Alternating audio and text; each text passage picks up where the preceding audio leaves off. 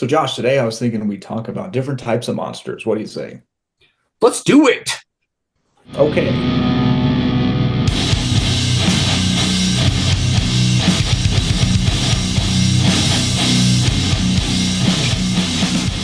This is the Philosophy of Horror podcast. My name is DH Hyde. I am an artist and horror fan and avid reader.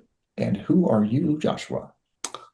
I am Joshua Howard. I am a hypnotist and NLP practitioner who works mostly with fear around public speaking. Yeah, so to recap, we talked about Noel Carroll and the idea of monsters kind of being the crux of what makes a story a horror story. And if I remember from last time, we talked about the elements of what makes a monster. So, Josh, can you just kind of recap those elements, like just kind of in bullet point form, and then we'll just go from there? Yeah, so there's 3 points for Noel Carroll that make a monster a monster. The first one is that you're in some physically felt sense of agitation around the monster, like you're scared of it, you have some sort of fear of it being close to you, you want to stay far over there, it kind of makes you uncomfortable, something of that nature. The agitation is going to be caused by knowing the monster is possible, knowing it's threatening to you, and then feeling it has some sense of impurity. To say it's, not right in some way. It's just impure. And then third, you don't want the monster to touch you. So essentially, physically felt agitation. You know the monster's possible, threatening, and impure, and you don't want it to touch you. And Carol basically says that like this is what makes a story a horror story, that it has to have a monster and then it has to have an antagonist or like multiple main characters who are somehow like in an adversarial scenario with the monster. They don't necessarily have to defeat the monster. They don't necessarily have to they just have to have the elements. They have to be in some type of conflict with it, and that's it, right? I mean, in a nutshell, Noel Carroll thinks that when you're watching horror, you're reading horror, you're experiencing horror art of some kind, you're going to have these feelings, but he doesn't believe you can quantify the feelings. So he wants to quantify them in something objective. So he quantifies them by saying there's a character in the movie that you identify or the story that you identify or Right. I don't want to close off like what we're talking about from like horror music or anything like that. So the horror Sure, narrative, let's say sure. narrative, the horror narrative that you're involved in is going to have a main character that are supposed to identify with. And then because of that, we can follow the author's intention as like the map, right? So if the author intends for the main character to have to fight the monster or to be afraid of the monster, or the characters to be killed by the monster, then the audience is going to feel that agitation. But again, Right. because he feels like we can't quantify that, philosophers call it qualia, can't Hmm. quantify these very subjective experiences that people have, but we can quantify what's going on in the narrative. And yes, Right. the main character has to be confronted by a monster. So it's like the main character has to be confronted by a monster that they feel all these feelings towards, and then there's some sort of like mystery of some kind that needs to be unpacked, I guess we could say. Right, because the whole point for Carol is that like it makes you afraid because you identify with the character, you recognize that this monster is possible and then has the other elements, and so then like as you read or like watch the story unfold, it naturally produces fear, and that the author intended for you to be afraid, which is why they set up the story that way. Yeah, exactly. Okay. So some of your favorite monster movies are actually where the monster character is more realistic, like movies that deal with like evil people, right? Yeah, and you would know this from having been bored to tears with a lot of my philosophic works, is that I think that the thing that's interesting about horror is the emotional element of it, and how there's Mm-hmm. like this emotional feeling in horror movies where generally what starts to happen is the people around you start to die, or the people around you start to bend in such a way where your character has to be elevated in a certain way. And I do find these movies very interesting because they give you a look into the human psyche, And when we talk about psychoanalysis in the future, as I'm sure you're excited about, we will get to really delve into how a lot of these movies let you put on the mask of being the killer in a way that a lot of supernatural movies kind of don't as much. Just because it's a lot harder to be Leprechaun than it is to be like Billy and Scream. You know Sure, what I mean? It's just sure. like Yeah, yeah, yeah. mentally, it's like it's so much easier to relate to him. Well, But yeah, and because they don't deal with supernatural elements, they become more realistic, therefore more possible, therefore more scary. right. But on the same token, almost all of these movies end up playing with these categories because they are Mm, so human. They're not inherently impure, and because they're not inherently impure, they don't immediately create this physical felt sense of agitation or a want not to be touched by them. mm, The sense of agitation and the want not to be touched by them is realizing they're a killer. And so in most of these movies, there's this moment where you have to realize that this person is bad before you have the fear of them. I mean, not gotcha. always, right? Like Yeah. House of a Thousand Corpses, I think, is an example of this where you wouldn't realize that. I mean, where it's kind of obvious, like that Hmm. you're like living your life, then you get kidnapped by some monsters, then you're about to be killed by some monsters. It's like it's very clearly monsters, right? Yeah, yeah. Human Centipede Saw, I think, have a similar thing going on there where it's kind of more clear that like you're dealing Hmm. with a human being who is like a serial killer of some kind, so they're impure, Yeah. so you don't want them to touch you, so you feel this agitation. Yeah. But there are movies in this category like Funny Games, for instance, the girl Jack Ketchum's The Girl Next Door, where it's unclear when specifically you think of them as a monster. So Mm-hmm. like The Girl Next Door is about a boy who lives next door to his best friends and their mother. And then her sister dies in a car accident and she ends up taking care of her two daughters.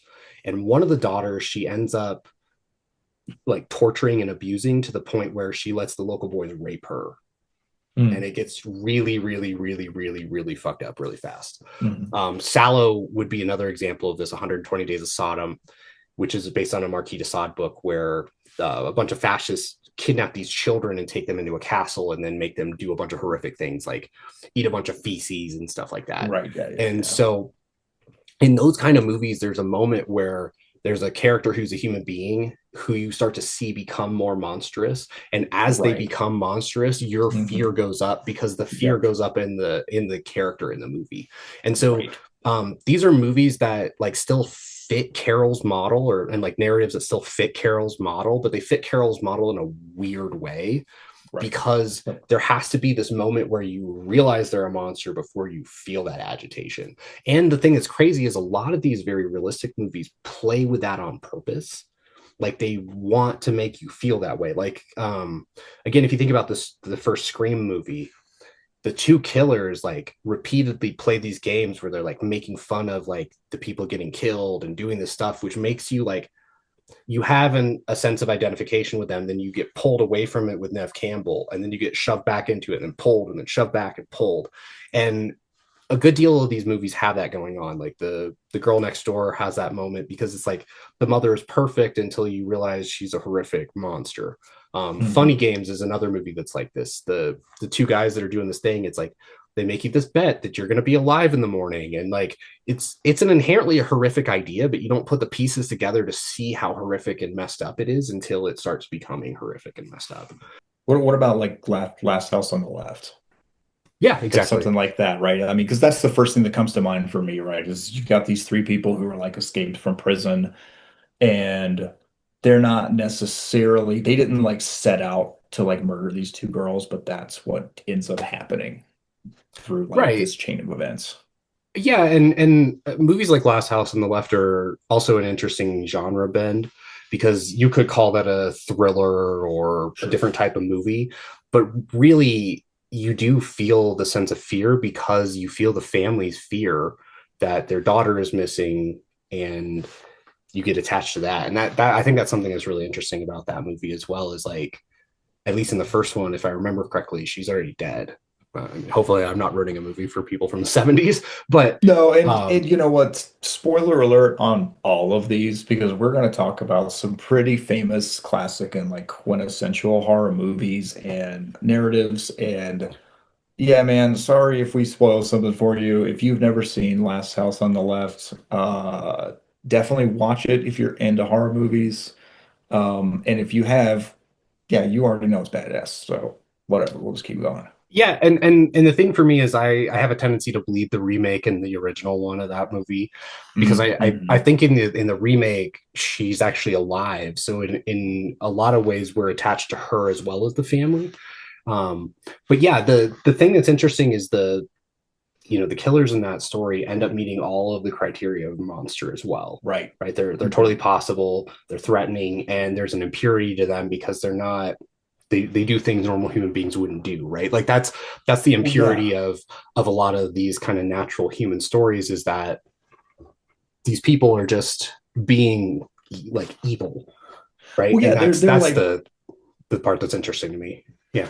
yeah, they're like psycho people, which out of all the like different like types of horror movies, like those are the ones that actually scare me and disturb me. Like Jason and like Leatherface and uh, fucking ghosts and shit. Like that doesn't scare me, but movies where there's, especially if it's like a psychotic family, I would say maybe Texas Chainsaw Massacre was disturbing to me, but not necessarily the character of Leatherface, if that makes sense. It was more of just like the narrative itself, because you have this family that is kind of unassuming, living out in the middle of nowhere, and then there are like these fucking horrific psychopath people. But similar to last house on the left, right? Like what you're saying is these people could be real. You know what I mean? Like it's a lot more believable. So this whole idea of possibility, I think, is enhanced when we're talking about that particular kind of monster. Yeah, yeah. If Jason came over to my house and just wanted to, have a cup of coffee and shoot the shit, I would not be afraid of him. But yeah, like along the lines of this, there are other movies that don't quite go this far, but still have that kind of play in them. Funny Games is another one I would point out. Like Mm, there's a hmm. German one and an American remake of that are pretty similar, and it's about these two guys who just knock on these doors of rich people and make this bet with them, and they're like, "Hey, we'll bet you $1 million that you're dead in the morning, and you can bet us all of your stuff." Yeah. And then whoever's alive in the morning gets it. And that movie is very interesting because it has the evil people moment. And this one, I'm not gonna put spoiler on it just because I know a lot of people haven't seen this. There is a very, very, very postmodern moment, like 80% of the way through that movie, where you're just like, what? And I just love it because like the movie is so hyper realistic until that moment where it just snaps, and you're like, Mm. what? And they just completely break the fourth wall. It's fantastic. Almost So like would you say it kind of falls in that category too? Or like at the very end, it's a giant spider, and you're like, wait, what the fuck? oh no, this movie literally just goes audience Oh, okay. in a fantastic way, and you're just like, what? And it's fascinating just because that movie is mostly in like our what we call the evil people category of Mm-hmm. like monsters that are evil people. But they because of that moment, it spins the whole thing and makes it almost feel supernatural because it's Oh, such a spin like the the movie just like it just goes like I really don't want to ruin it because like anybody that hasn't seen it, this one is a crazy spin, but okay.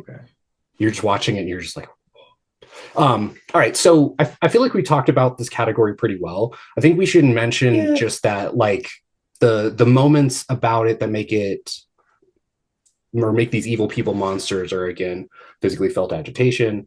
The monster's possible because they're real. They're threatening because they want to kill you, and they're impure because people shouldn't be like that, right? And Yeah. then we have a tendency to not want them to touch us. The thing that's really interesting about this evil people category, though, is that we don't want them to touch us goes back and forth. For instance, another movie in this genre is the movie Scream, and in Scream, Right. the main killer in the first one is her boyfriend, right? So she wants him to touch her, Mm. then she doesn't, then she does, then she doesn't, then she does, then she doesn't. And it's interesting because I think I would think that Kevin Williamson or Wes Craven or maybe both of them were directly thinking about this sort of idea because that's one of the things they play with throughout that movie, just back and forth and back and forth. So I do have to wonder if they were thinking about this book. Mm.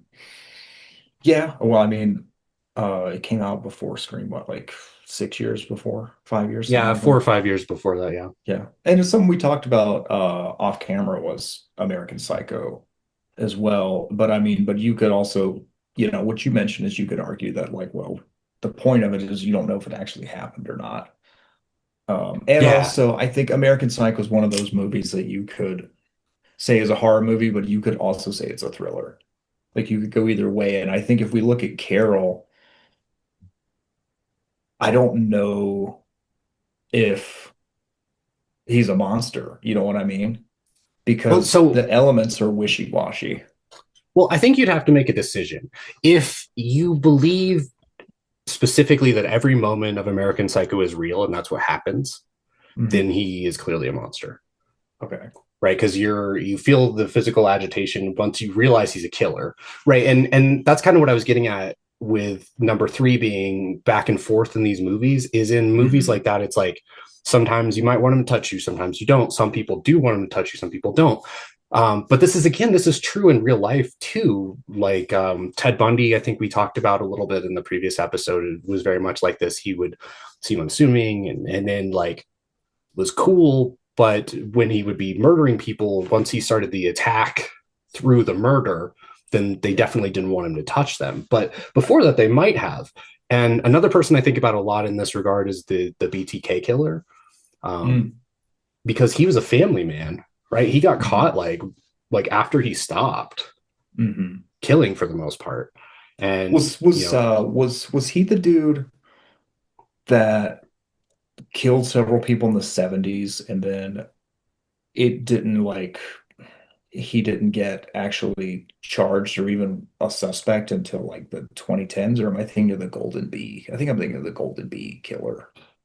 yeah, I think you are. No, this Okay. this is Dennis Rader. Hmm. He killed people from like the 60s through like the early 90s, I think. And then, Oh, okay. So for like 30 years yeah, or but 20 something years. he didn't kill people very often. He did it every couple of years, I think, Okay. because he only had like 7 or 8 victims. Gotcha. But the thing that's interesting about him though is that he had an entire family. And so he has like an adult daughter who's disowned him at this point and all kinds of stuff like that. Sure, sure. And so he was a deacon at his church. And so Holy this shit. is one of Okay. these things. Yeah, and he was a he did like animal kind of law enforcement or something. He was had some kind of minor law enforcement role for a while Yeah, too. I knew that he was some type of cop. I mean, not like what you think of as like a city cop, but he was involved in law enforcement. I didn't know that about him. Yeah, yeah, and so the thing I think is interesting about people like that, and it gives us a place to reflect on this evil people category is again the want to not be touched by them is contingent on like where you're at in their scale. Are you like Sure. killable or not killable? If you're killable, then you don't want them to touch you. But if you're not in their killable category, then you may want them to touch you. Yeah, I mean, yeah, another movie that comes to mind is Midsommar. Have you seen Midsommar? Yes. Yeah, so similar, like I mean, going into it, it's a horror movie, but at the same time, like similar to Scream, like you don't know that any of these people are going to be monstrous until they are, right? Yeah. And they're very unassuming. You just kind of think you're in this hippie commune kind of deal, like until you're two-thirds into the movie. Yeah, well, and the other thing about Midsummer that's interesting is that you could argue under Carroll's model, it's not actually a horror film because the main character you're identified with isn't bothered by any of the stuff. Yeah, that's true. That is Like true. the most horrific thing that happens to her happens in the first 10 minutes of the movie. Yeah, yeah. And after that, she's in this like state of shock. And then she realizes like her boyfriend sucks. And then like basically all the stuff in her life that sucks just gets murdered. Right. And so Yeah. it's kind of like and you know this because of this the talks that I've given about philosophy of horror.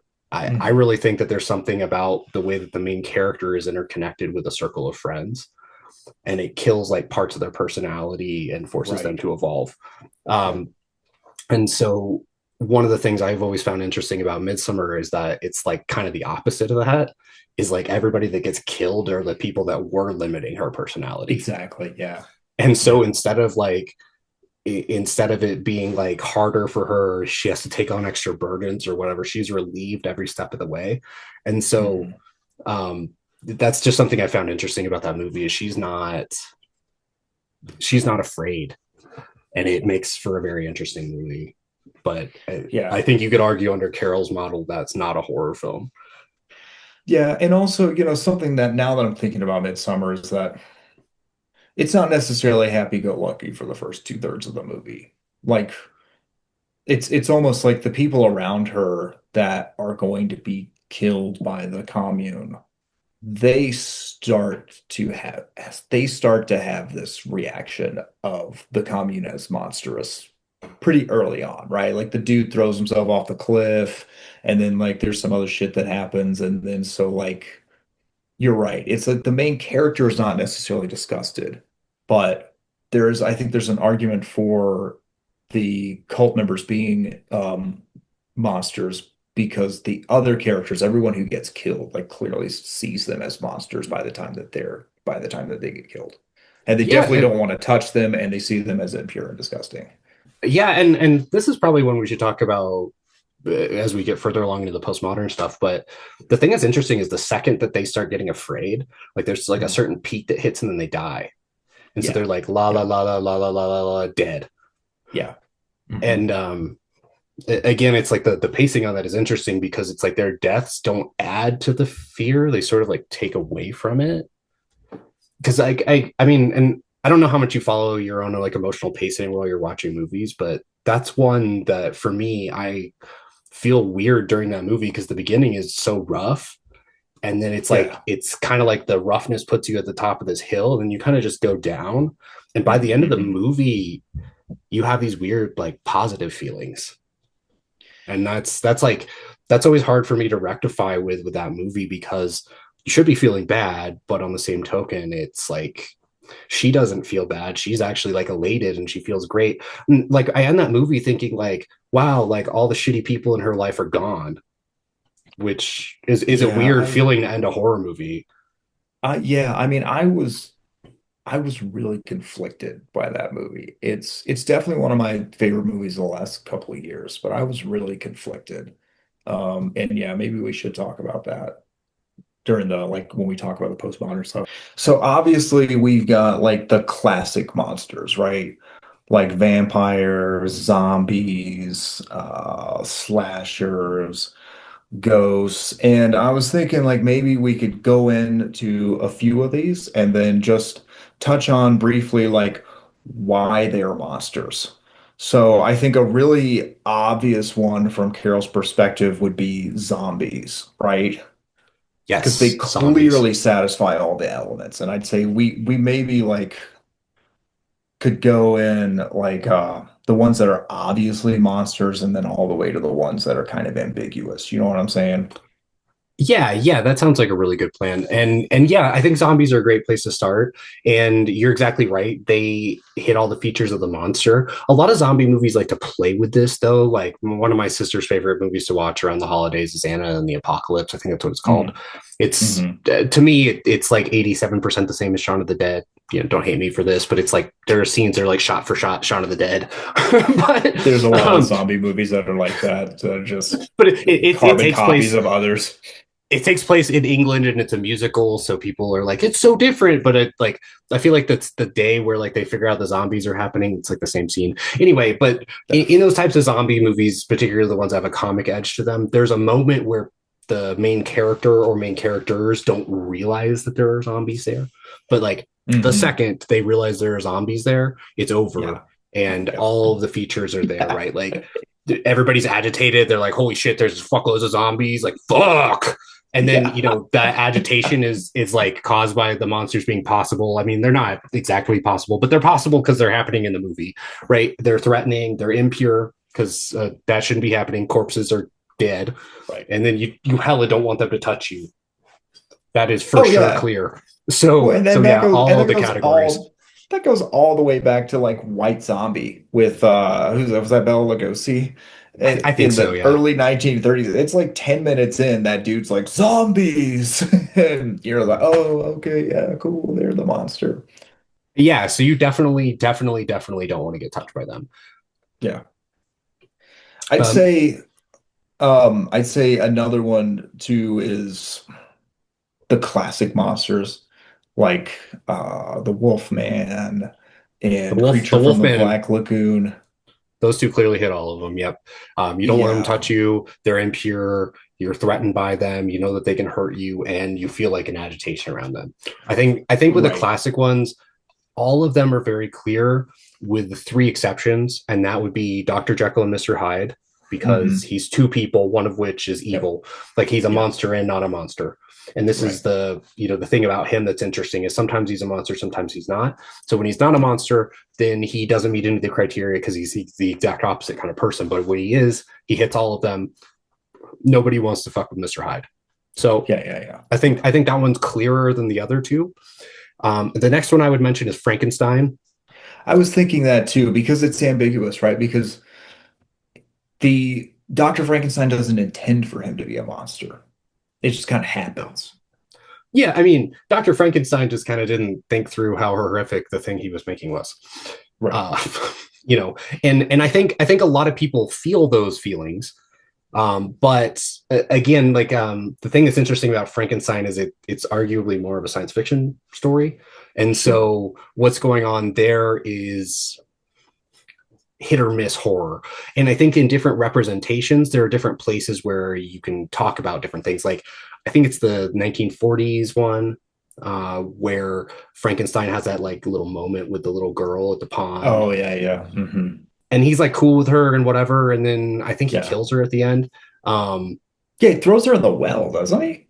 I think so. Yeah. Yeah. If I Yeah. remember correctly. Yeah. And it's one of those things. It's like, that's kind of like if you have a pet monkey who just like rips out your eye one day, that's why you don't Yeah. have Yeah. pet chimpanzee because it's just gonna freak out on you one day. But the thing that's interesting about that Frankenstein is like there are moments where people aren't as afraid of him as they are otherwise, and a lot of the people are afraid of him in a lot of the narratives just because he is so scary looking.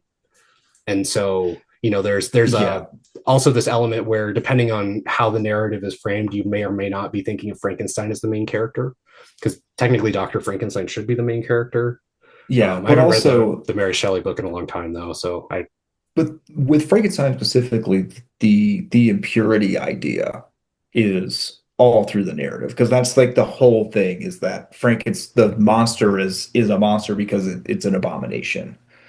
That yeah. Dr. Frankenstein is playing God, he's violating the rules of nature, and that automatically makes the creature impure. Yeah. Yeah, it does, because he's impure in the same way as zombies impure, like, right, like Right. they shouldn't exist. They're corpses aren't supposed to move, corpses aren't alive, corpses are dead, and that Right. makes it very, very, very impure. Yeah. um Right. And then in a sim on a similar token, like vampires as well. that was the So third one I was going to mention. Yeah. yeah, so like vampires, and we kind of got at this in the last episode, but I think what we agreed on is that okay, like they might be sexy or whatever until the other characters realize that they're a vampire, and then they are automatically monsters because no one wants to touch them because they will kill you. They're impure and they inspire fear. The thing I would point out though is the succubi in Dracula's castle. Mhm. And I think we could probably more accurately call them succubi than vampires, because Sure. they seem to be feeding on the people that get stuck in their sexual energy more than Yeah, feeding yeah. on them. Like they definitely drink their Right. blood, Yeah. but arguably there are definitely stories where succubi drink blood too. So Yeah. I would personally say they're succubi. Hmm. But again, the same thing. It's like you should feel a want to like get away from them, but this is making me think that there are horror narratives where the sexuality is so over encompassing that swallows the characters though. Like there's an episode of Buffy the Vampire Slayer, I think in the third season, because she's dating Riley, where they're in this house that used to be like a foster care kind of house that was Hmm. run by this very religious woman who was like religiously abusive, and there's like sexuality like trapped in the walls, and like Oh, Buffy and Riley get stuck upstairs like having sex, and they become like a sex engine for this house, but people can like touch the walls and have orgasms and stuff. okay. And it's just making me think that there's something about that element of sexuality can become so pleasurable that like you wouldn't want it to touch you. Um, in a weird way. This is probably something like not fully formed thought that I'm having here, Well, but no, but also Bordello of Blood, the Tales from the Crypt movie is like that too. yeah, yeah. But that one's definitely like full tilt like there's vampires in that one, right? Yeah. Isn't yeah, Yeah, the deal is they go to this brothel and everybody's a vampire. yeah, okay, yeah, I remember that one now. Yeah. The Buffy episode, the sexuality is like trapped in the house and it's a Mm-hmm. poltergeist situation. Yeah. So but I was just thinking to myself about this. There's something about sexuality as being like horrifying in a certain way. Like you don't there's a certain type of sexuality you don't want to touch you. And I think like, people with major STDs like HIV or something like that and Sure. cause people to feel this way. Even nowadays when we have I forget what they call those drugs, the antivirals or whatever, so people can be Right. out there having sex like with HIV and not pass it.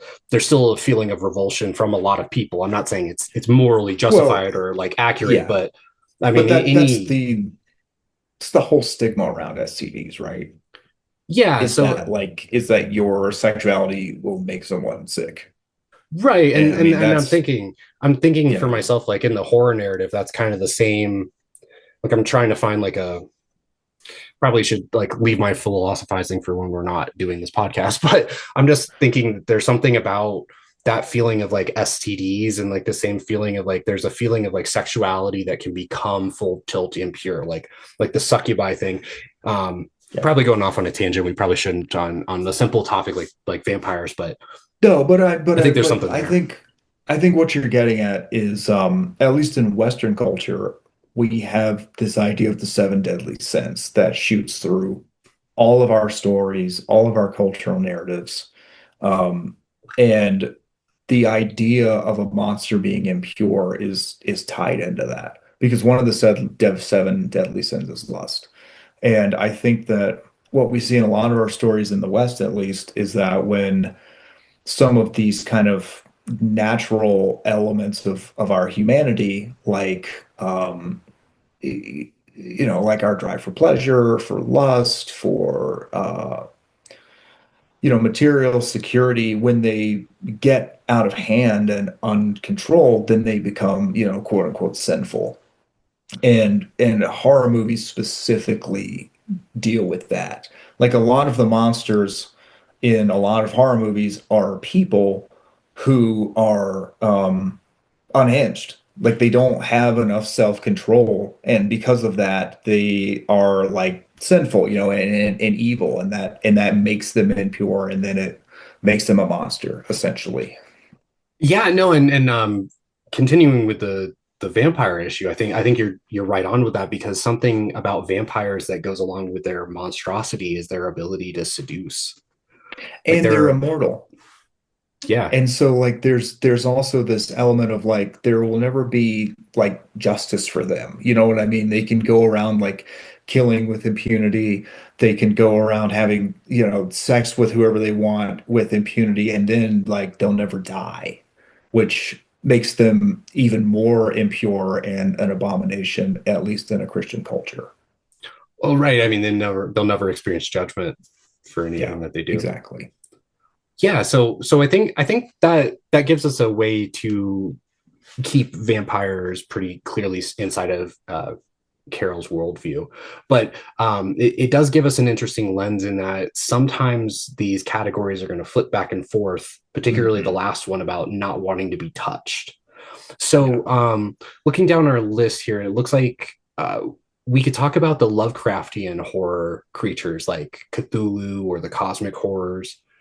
And I think honestly, like I know if I remember correctly, you're not a big Lovecraft fan either, right? I just haven't read a lot of Lovecraft. Oh, so I read a Like, lot in college, and I okay. found his character development really lacking. So I always struggled with feeling any fear with his stories because I just didn't care. Yeah, I mean, But I'm familiar with a lot of his stories, especially the creatures, because they're so prevalent in everything that comes after him. yeah, yeah, and so I think with the exception of the South Park episodes where Cartman makes friends with Cthulhu, um, Cthulhu and all of the other Lovecraftian horror monsters could hit all the monster things. Like they're going to create a physically felt sense of agitation. Nobody wants Sure. to interact with Cthulhu. Yeah. They seem to be possible because they're like these otherworldly like gods. They are very much threatening to us. They're deeply impure because they're from like a I'm forgetting in his exact mythos. They're from the abyss or something. And Okay. then we definitely don't want them to touch us. So I all of the monsters in the Lovecraft world, at least the ones that I can think of off the top of my head, meet our criteria. So I just want to make sure we Yeah. touched on that category before we jump forward. And then slashers. You talked about slashers, but we didn't talk about those. Were there any slasher movies in particular you were thinking about when you were talking about slashers? So I think that if we're going on a scale of what is obviously a monster to what is ambiguous or not a monster, I think slashers kind of run the gambit. Um, because you've got Jason Voorhees, obviously a monster, Michael Myers, even like Leatherface, you probably put in there. And then you've got movies like Slumber Party Massacre, where the it's obviously a monster that is terrorizing people.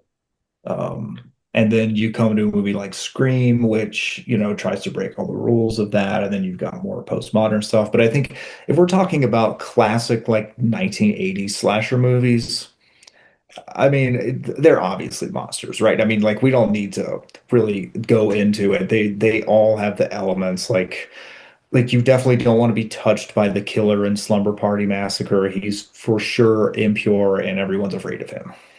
Oh yeah, yeah. No, I mean when I gave my philosophy of horror talk in undergrad like 3,000 years ago, the Hmm. Texas Chainsaw Massacre was the most easy, clear example that I could give Yeah. because Yeah. Leatherface is so clearly a monster under this series of categories. And Yeah. yeah, all the slashers are going to be that way, regardless of whether they're supernatural or real life. The more modern ones have a tendency to play with this quite a bit. Like the Scream franchise plays with this quite a lot because you don't know who the killer is. So the whole time you don't want to be touched by the killer as the monster, but you don't know which one of the characters involved in the movie is the monster. And so that gives you this really interesting way to think about things. And that's something that comes up a lot in movies that are about evil people in general. Hmm. But for the most part, yeah, with the classic slashers, it's very clear. Like Leprechaun, Yeah. clearly a monster. Yeah. Jason Voorhees, clearly a monster, and especially like the ones that are supernatural. I think we could even put Michael Myers in that category because he definitely like he seems like he's natural and he has like a whole natural like backstory, but then he's like supernatural, but it's never really fully explained. So No. I think we got that one. The other one I think that's similar we could talk about would be supernatural, but not quite a slasher. And Yeah, like I put Candyman, and then also because mhm. I'm a cynic, I put Santa Jaws, It, and Babadook. Yeah, yeah, and also like Pumpkinhead kind of falls into that too. Uh Wishmaster, I mean, Wishmaster is obviously a Yeah. monster. I don't think anyone is gonna say he's ambiguous. Yeah, Well, no. yeah, I mean, and he's based off of the jinn in Right. Islamic philosophy, and they definitely think of them as monsters for exactly the Oh same yeah, reasons. yeah, yeah. They're They're they're hella demonic as shit. impure. They're super Yeah, demonic. Yeah, they're yeah, threatening. You don't want them anywhere near you. You don't want them to touch you. If they're near you, you will feel like they literally bring agitation with them. Like if they were like right here and we couldn't see them, you would feel agitated. yeah. So So Jin Exactly. for sure. Yeah, I and most of think these other movies too. Yeah. I think along those lines too, we could also say anything dealing with possession. It's really obvious that demons are monsters. Um, they Yeah, I think satisfy all the elements. And the other thing that you see in almost every demonic possession movie is as soon as someone becomes possessed or the other characters know they're possessed, they for real don't want to touch them. Like Evil Dead is like that. Exorcist, that's like the whole thing is like the mom is like, oh, this is my kid, but she's possessed, so I'm for real not gonna touch my own child, right? So yeah. there's no ambiguity there. Yeah, exactly. And I think along that line, just to finish up this category, all of the other ones that are like that too, like Candyman, and I Hmm. chose Santa Jaws just because that movie is so ridiculous. Like this kid draws this like comic book about this like shark that has like a Santa hat, and then it starts like Yeah. terrorizing the city. It's so stupid. Yeah. But all of those movies, they have this element of a very clear monster, because I think the more supernatural the monster is, the more clearly it fits the criteria. So at least for Yeah. me, it's the more supernatural it is, the more clearly it fits, except for the Oh ones we yeah. talked about, like vampires. Vampires kind of bend, but they only bend it on that third one because they're impure. You know that they're threatening to you. You know Hmm. that there's a possibility of them. The only thing is like whether or not they give you a felt sense of agitation. But Right. all these other ones we're talking about, Santa Jaws, Babadook, uh, Candyman, they all bring with them a felt sense of agitation. And so it's very clear with almost all the supernatural ones. So since we've already talked about the movies about possession, I think we should jump straight into the category that we made for that, which was body snatchers, doppelgangers, and possessions. So we could talk about Invasion of the Body Snatchers, Us, Get Out, Shining, The Exorcist, Hmm. um, and then The Faculty, and of course that Oh, The amazing South. Faculty. Jeez, I haven't thought about that movie in forever. Yeah, and then the amazing Wow. South Park movie that is basically making fun of the faculty, where the emo or the goth girl becomes emo. They Yeah. start taking all the goth kids Yeah. and making them emos. Oh my Um, God. Yes. but yeah, so those kind Love of that movies, movie. those kind of movies in general, like any of them, the doppelgangers, the possessions, the body snatchers, they're all hitting these same categories, because once you realize that people are being body snatched, you're really agitated in general. Right. And then you There were realize like a that shit there's ton of X-Files episodes on body snatching as well. Like there's this whole gamut of aliens taking possession of bodies and shit like that. yeah, and what starts to happen in those movies is nobody wants to touch the people that they can tell have been possessed, and nobody Right. wants to touch whatever in the fuck is causing possessions. They start thinking Hmm. about what it is. They have that agitation away from it. So you realize that it's possible, at least in the narrative world. It's Yeah. threatening, it's impure, and you don't want it to touch you. And Yeah. so over and over and over again in all of those types of movies, you have the same thing. Because again, like I was getting at earlier, all the supernatural ones, it's so much easier to hit these criteria, Right. specifically And because you really don't want to be affected by things that are otherworldly. Just in general, it freaks people out. yeah, and I would say animal horror narratives fit the same category. Cujo, Yep. um, Pet Cemetery. I mean, like once the cat is possessed, it's fucking over, right? Like nobody's Yeah, trying to be even near the cat, right? So, yeah, definitely. And then even to take this even further, there are movies where the animals aren't necessarily possessed; they're just fucked up for some reason. So hmm. like I think you mentioned Cujo's, but then there's also Jaws. There's the Yep, birds. yep, So at least those three are pretty obvious. And like in the birds, nobody wants to be touched by the birds. You know, yep. Yeah, oh my God. I'm in a phone booth. I fucking hate the birds. I Yeah, hate they that movie suck. so much.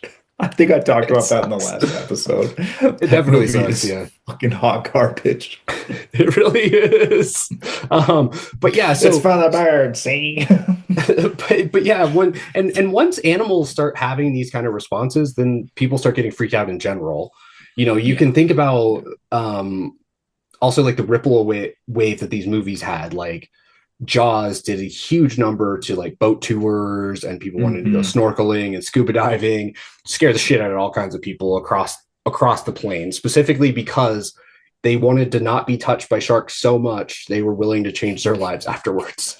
And I think the So, movie It did this with spiders for a lot of children our age, like like millennials, because like there was that. I think it was. I'm pretty sure it was It. and They made yeah, the TV movie when we were like 5 or 6, maybe 10. I think it was 1996, so we would have been like 10. mhm. And then they were like, I don't know. I remember after that, dude, like baths and spiders just scared the shit out of me forever. I just generalized the whole thing because again, you're feeling that sense of agitation.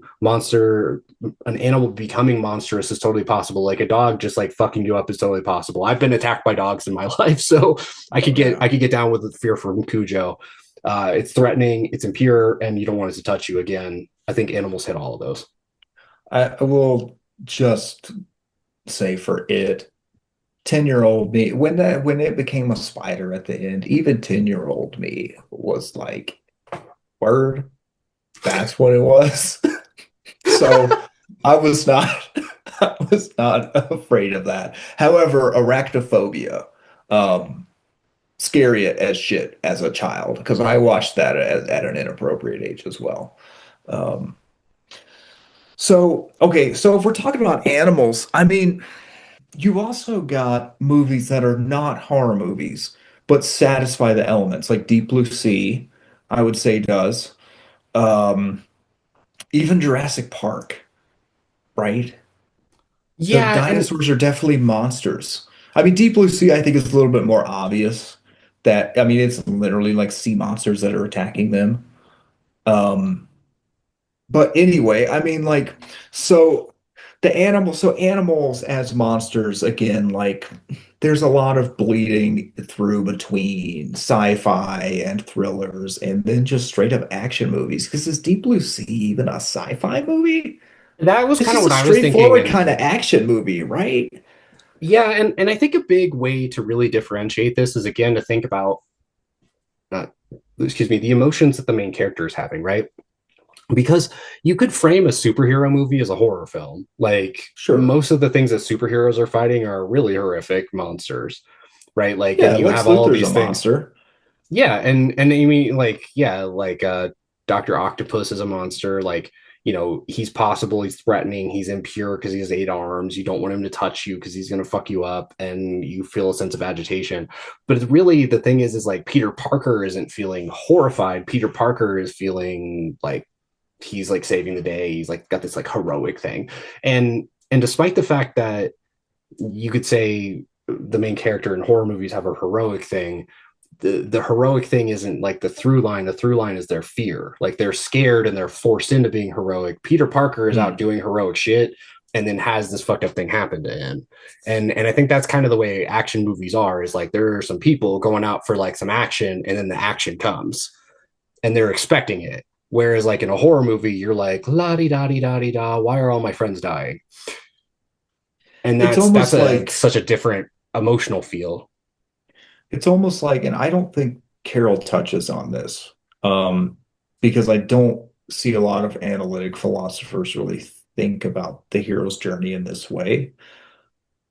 But it seems like for it to be a horror movie, you have to have a character who is not heroic, who is forced to become heroic through tragedy, and may or may not actually realize that by the end. Yeah, and I think that's something that's becoming implicit like as we're talking about this, because this is an idea that we keep coming back to, is like there has to be this element of something that makes the main character horrified. And I think you're right, it's that they're not heroic to begin with and they're thrown into for being forced to be heroic because often the civilization around them lets them down. That's a big thing the Right. psychoanalysts talk about the movies in the 70s, is because the patriarchal family structure was breaking down. The male patriarch is just absent. Like the police are impotent. There's no adult men around. Nobody can Oh protect yeah. these like teenage girls except themselves. And I think slasher movies from the 70s particularly have this to a core pinnacle. They have to Mhm. become the hero. And another thing too is it's like I think in a lot of action movies they're not fighting for themselves. They're fighting for the greater good. Whereas in a horror film you're almost always fighting for yourself. Right, right. And this is one of those areas that I think the psychoanalytic approach is just way more appropriate when we're talking about horror movies or doing any type of like genre analysis or literary analysis um with horror stories because there's a the main character fighting their own internal demons and monsters in order to overcome the external monster is huge in horror movies. And I would argue that for most horror stories, it's essential. Like that has to also happen. And Carol doesn't seem very interested in that element. Well, and the annoying thing is most of the psychoanalysts that talk about genre studies are really interested in like the societal things and not so much like the internal. They're interested in how the societal thing is affecting the internal at a very specific like socio-historical stage because uh, they're again looking for a very analytic thing like how can I pull like this thing out so that I can say it's Hmm. objectively like in this thing, you Right. know, But which is so much of horror stories are this kind of subplot of man against himself. yeah, definitely. And for me, that's what actually makes horror movies interesting Yeah, I would because agree. it brings in a lot of like Nietzschean elements of overcoming. That the whole point of a horror movie is to overcome the monster, to overcome evil, to overcome your own like limitations to survive. Um, And you could say that those are present in like thrillers or action movies, but not to the extent that they are in horror movies. They're really ramped up in horror movies. Yeah, and I mean so much so that one of our categories is actually that like people driven to revenge because Hmm. of like such a fucked up situation happening. And in that kind of situation what ends up happening is that these people they're not only thrown into a situation where they have to save themselves, they get pissed and they're like no no no, I'm getting you for this. Oh yeah. You know, a couple of good examples would be Last House on the Left, I spit where on your the grave, I Spit on Your Grave. Yep. right? And then also Red by Jack Ketchum, which I highly recommend the Mm-hmm. book. Not that the movie sucks, but the book is great. Um, I've never read the book. I should. but yeah, it's really good, it's about this guy whose dog is murdered by these kids, and he just wants them to apologize. And he just spends the Mm. whole movie trying to get them to apologize, and things just escalate and get worse and worse and worse and worse. And in a real life example, because we're both from Colorado, and this happened like right after we graduated high school, like 2 weeks after we graduated high school, basically, is the Killdozer guy who made the bulldozer Yeah. to get revenge on all the people in the city. And Right. Oh my God. That was in Colorado Springs, wasn't it? no, it was in some small town south, but it wasn't in the Springs. No, it was somewhere south of Okay. Colorado Springs. But yeah, it's a Okay. yeah, small town, small town. But this whole idea of like getting revenge is kind of interesting because it bends this who's the monster situation. Like I Spit Hmm. on Your Grave, the thing that's interesting about the movie is like at the beginning when she's getting gang raped, clearly they're the monsters. But Right. as the movie's going on, Obviously. like if you're actually going to call that a horror film and follow Carol's model, you would have to say that you feel the fear of those guys,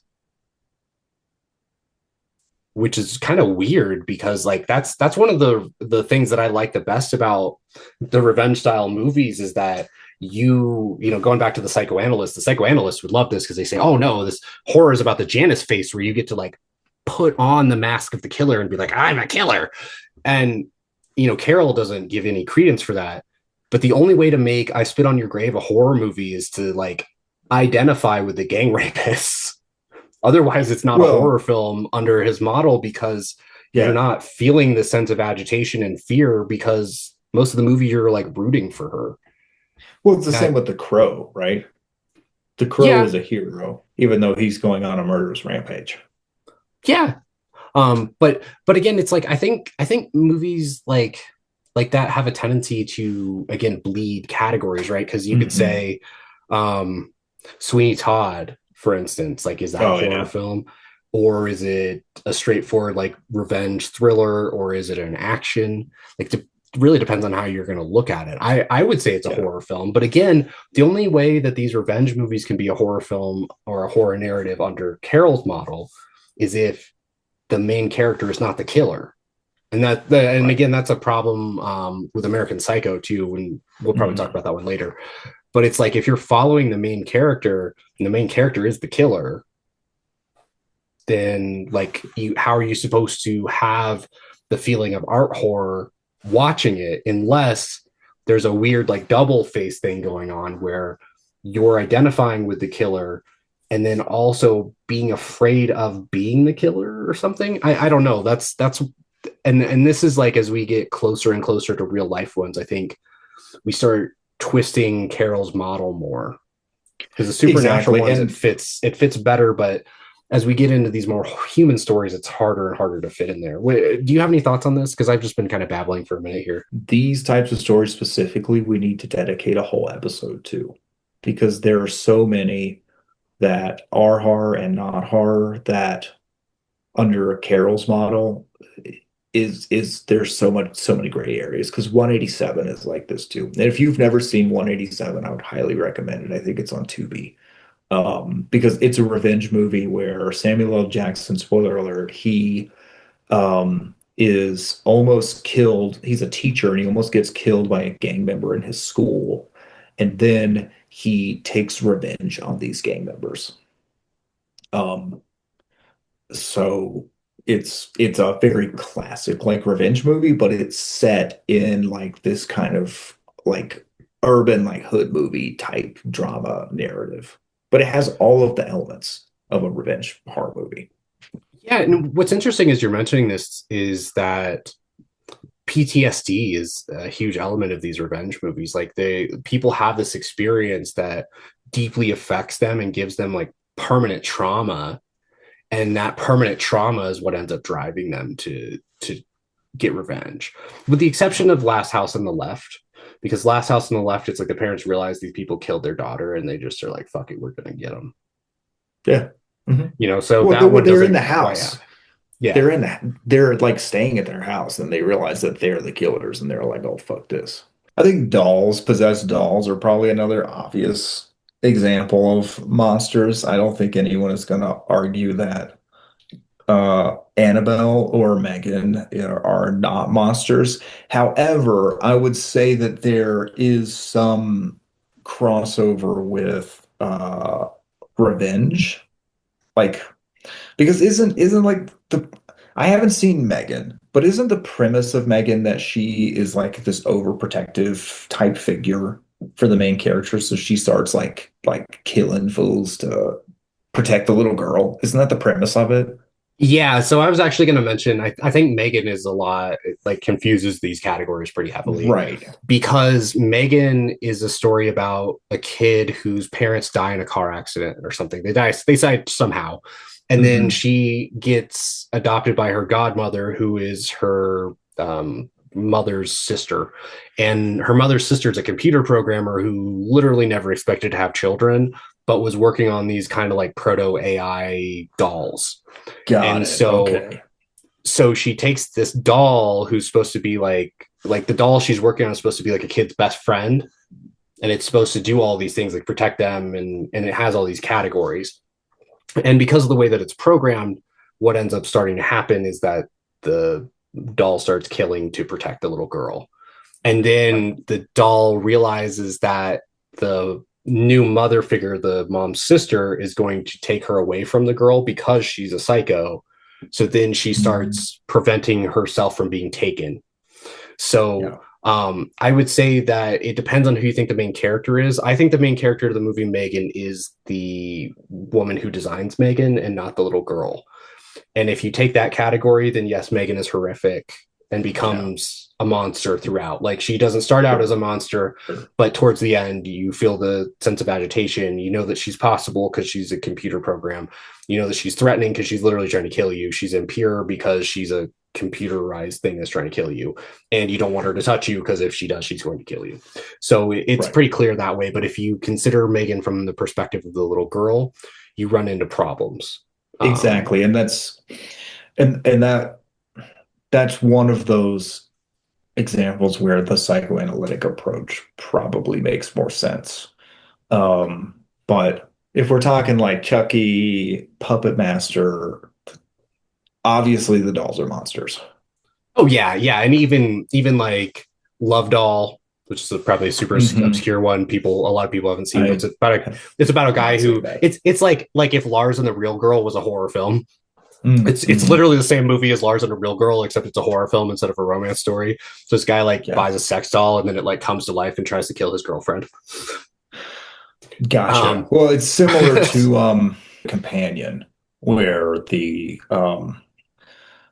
dude's like companion robot girlfriend ends up being the killer. Although, again, with postmodern stuff, like I don't know if Companion is a horror movie. If if you think about it, I guess if you think about it, if you think of sure, because the main character is the guy and his girlfriend is, but at the same time, like, have you seen Companion? I haven't seen it, but there's a ton of narratives that are like really similar. There's even an episode of Buffy the Vampire Slayer season 5 that's like about Yeah, this. so Companion is a movie about a guy who goes on like a retreat vacation thing with his friends, and he brings his girlfriend, and then once that they're there, you find out that his girlfriend is a robot. And then um, one of the friends tries to rape the robot, and then she kills him. But then you find out that it was actually all set up because that friend is really rich and they're at his house and he has all this money in a safe. And so the other friends like set him up to be murdered by the robot. And then they try to like then she goes on the run and anyway a bunch of shit happens, a bunch of people die and all that. So it like if so in that case, like you're rooting for the robot, but also she is a monster if you consider that the friend group is the main characters because she is like literally like trying to kill them.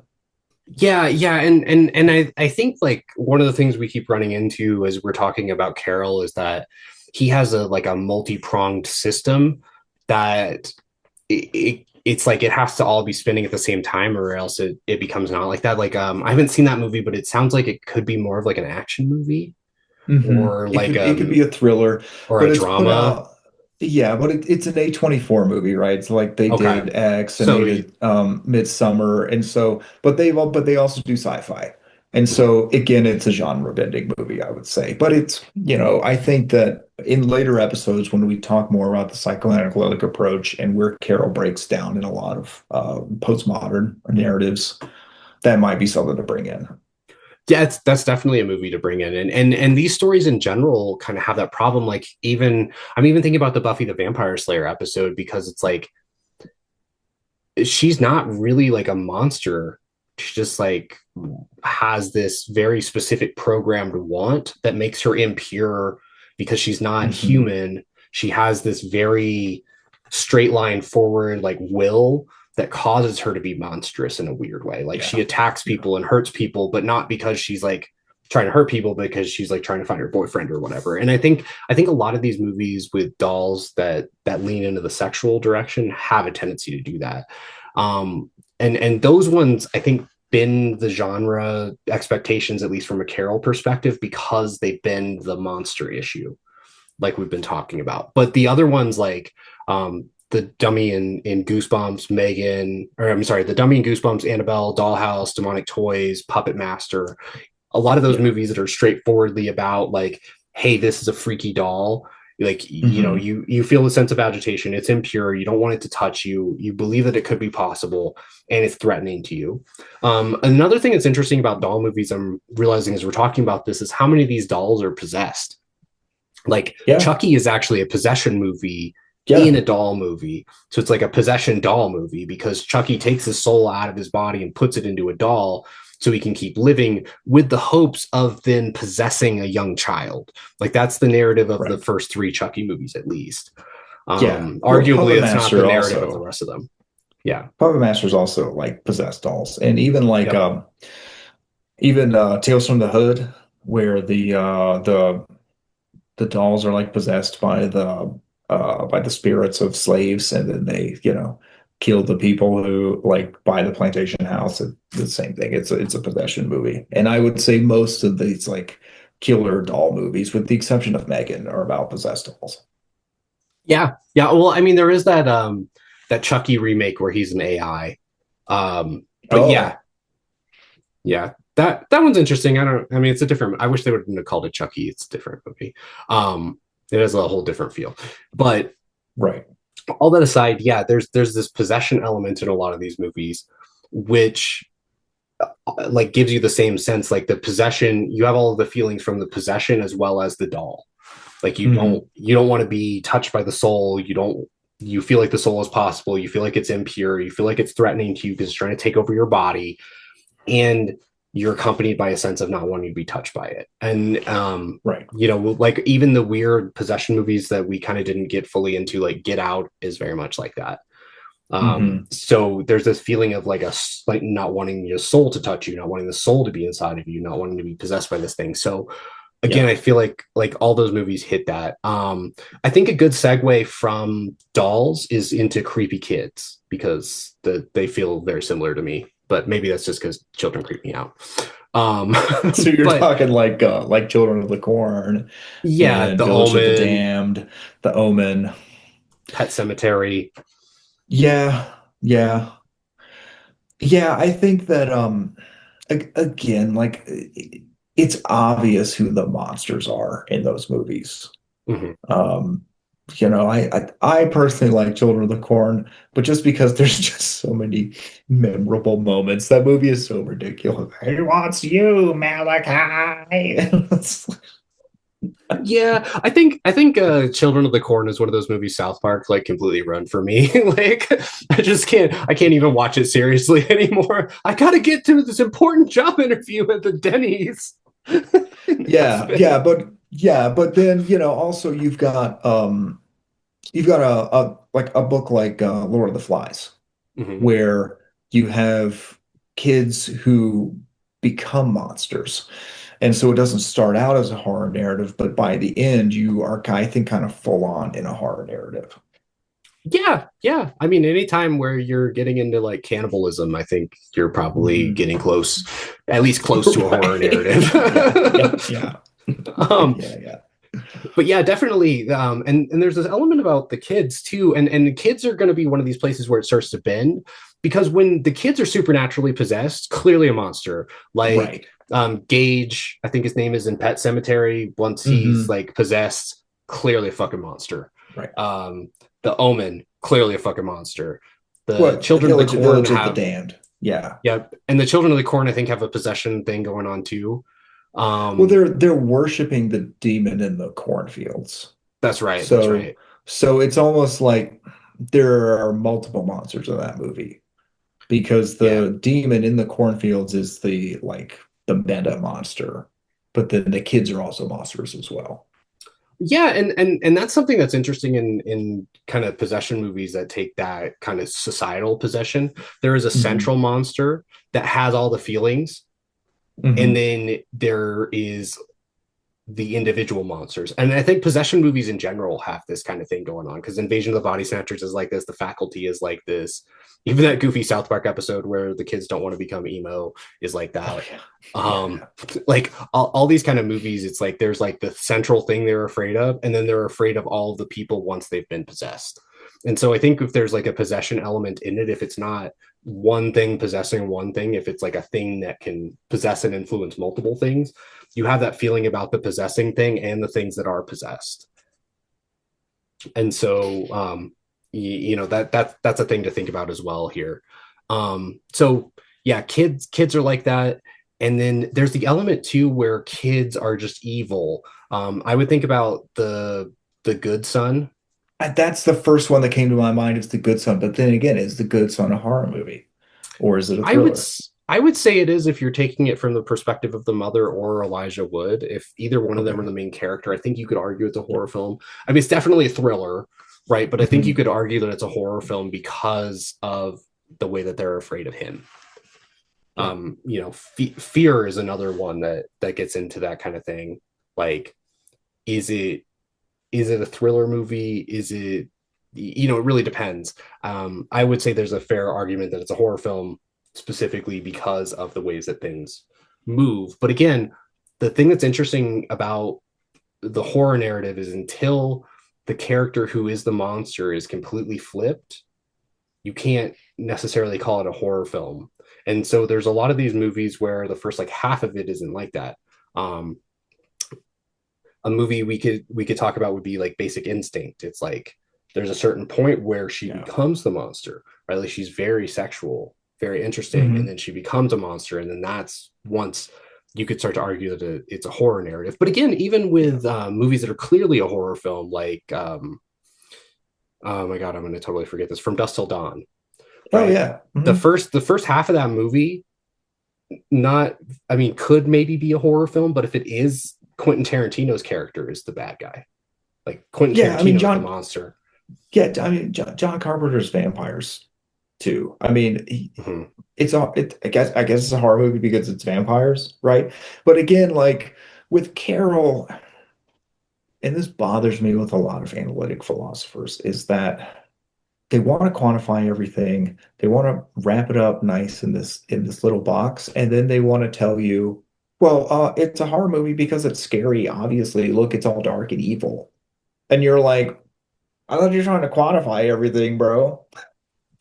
Yeah, well, for me, the problem really happens with these like edge category movies because it's like there's a Hmm. lot of movies that are very clearly a horror film, but aren't really going to fit his model.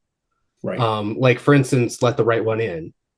Oh Very yeah. clearly, Uh-huh. like for most people would say, yeah, that's clearly a horror film, Yeah. but the main character has literally no fear of the vampire, and from his perspective it's a romance story. And I've read the novel too, and in the novel is even worse Yeah. with that. Like it's Yeah. really very much a romance story between two like gender ambiguous like children, and that's Yeah. what the narrative is.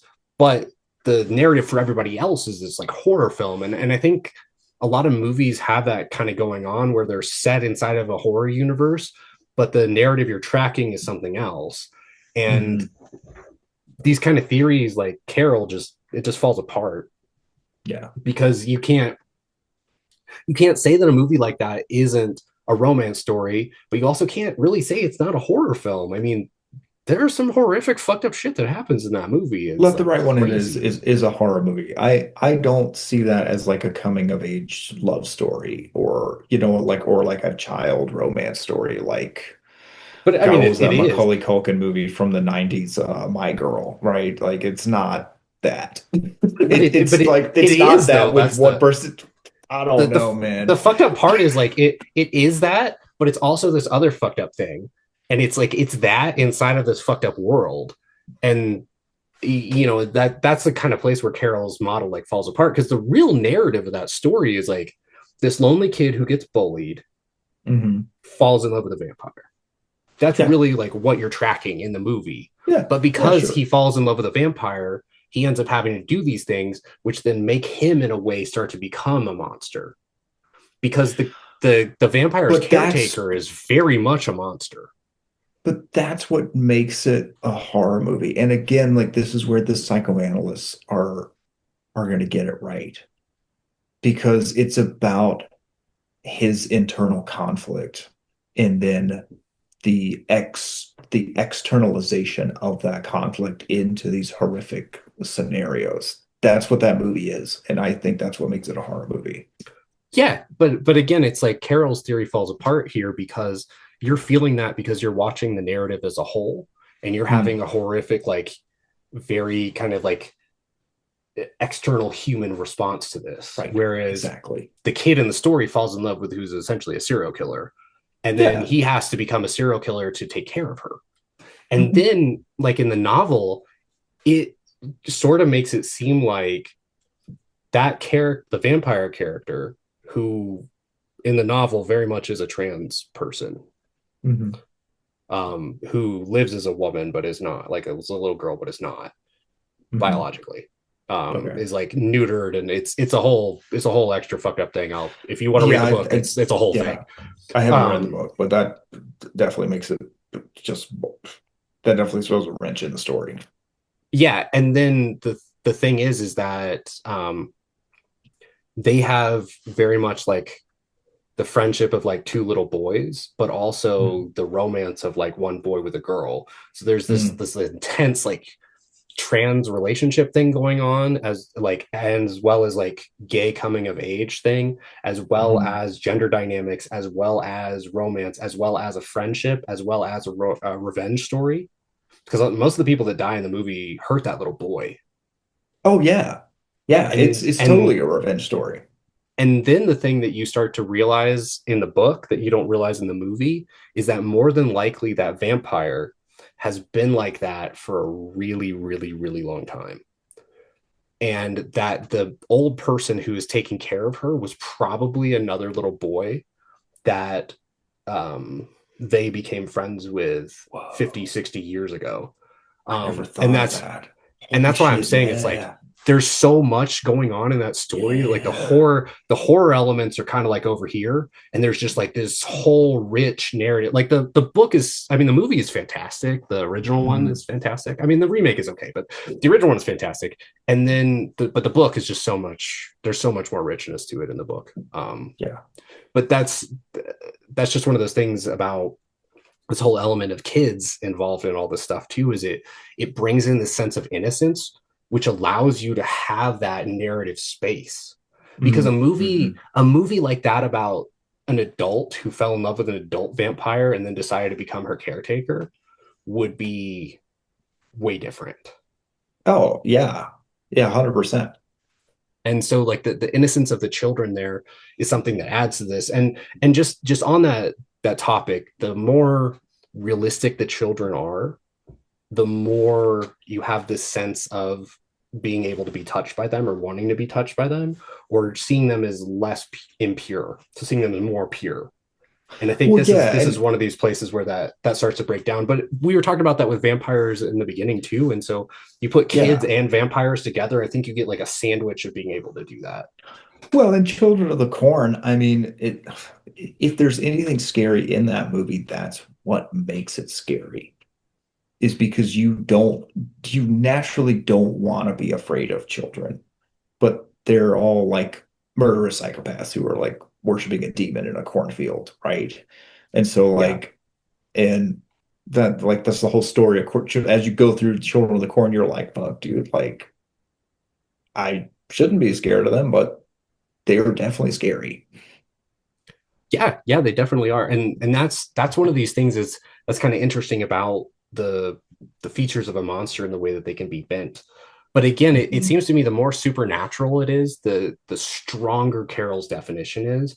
And the more you start to bend towards realism, the more difficult it ends up being. So I think there are a couple other categories we could talk about here that might give us more of a lens into this before we get into the more very specifically realistic genres. Um, One, I think that it would be very obvious would be shapeshifters. So we got like Oh The yeah. Thing. I don't know why I can't think of any more off the top of my head, but Would would shapeshifters. would the fly fall into that, even though it is kind of shape-shifting, but not in the same way because he's becoming a monster. I think the Fly. I mean, the Fly technically lives in what they call body horror. So Okay. I think really what you're getting at is a bend towards possession in a sense, because once he Hmm. gets the fly inside of him, he's possessed in a way. So Right. he's got Okay. like a bothness to Yeah. his stuff. Yeah, yeah, yeah. Um, so personally, I would call it maybe like a possession movie, but there is a shape shifting element to it. And another example of this is the absolute worst horror villain of all time, but the mass fear from season 7 of Buffy. See that, Um, and that's the thing, man. Like I wasn't a huge Boz Lerman fan to begin with coming into this. Like I've seen Buffy because it was so popular like when I was young. Um, but yeah, you're gonna have to just explain and do hell of spoilers for all the Buffy stuff. okay, yeah, I mean, I love Buffy. But yeah, in season 7, the character that's like the monster is like the original evil. It's like the base fear of all time. It's the stupidest shit ever. Like season 7 sucks so much. Um, but it's the base fear of all time, and so the character becomes like all of the different like bad guys throughout the episode, and it possesses Oh. people, and it does all this Hmm. stuff. It does all these different things because it can be a shapeshifter, so it can come in and like talk to one character as this other person. So Hmm. like Spike the vampire ends up having lots of conversations with this original evil in the school basement, and he thinks that there are people who are actually talking to him, but they're not. It's like these possession figures.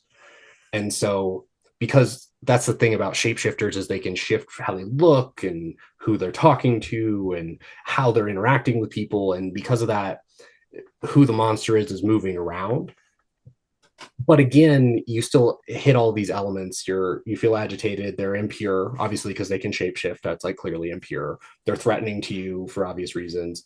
You believe they're possible, and you don't want them to touch you because you don't want them to possess you. You don't want them to mislead you. There are lots of ways you don't Right. want them to touch you. Right. Right. Right. But again, the shapeshifter thing, it's almost always metaphysical and very supernatural. I'm sure that there's like at least 2 examples of shapeshifters that are probably like eluding me. They're very clear and not super supernatural, but I think again, because it's so supernatural in general, this is an easy category to fit all those things into. Yeah. And also I realized I said Boss Learman. I meant Josh Whedon. Is it Josh Whedon or No, Joss it's Whedon? Joss It's Whedon. Joss Whedon, right? Yeah, I was gonna Yeah. leave that in there because I knew that like somebody would freak out in the comments. I've watched all of Joss Whedon shows and I only like 2 of them, so well, that's not Yeah. true. I I mean, kind of like Dollhouse, so I sort of like 3 of them. But okay. I've never seen Dollhouse. I'm most familiar with Buffy and Firefly. Um, yes, so Firefly sucks. yeah, Um, Firefly does suck. Doll Dollhouse is okay, especially if you like Elijah Dushku. I really like her. Um, it's about like a group of like CIA kind of spy people who are like Hmm.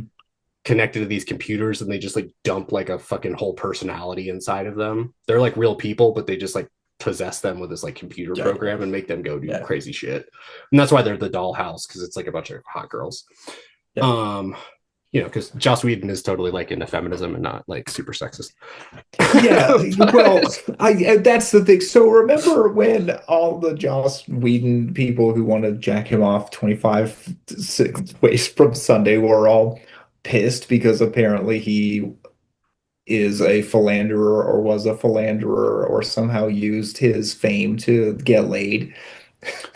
they were more Isn't upset. that what happened with No, him? he was abusive to a lot of female cast. Oh, So oh, if you watch never Angel, mind.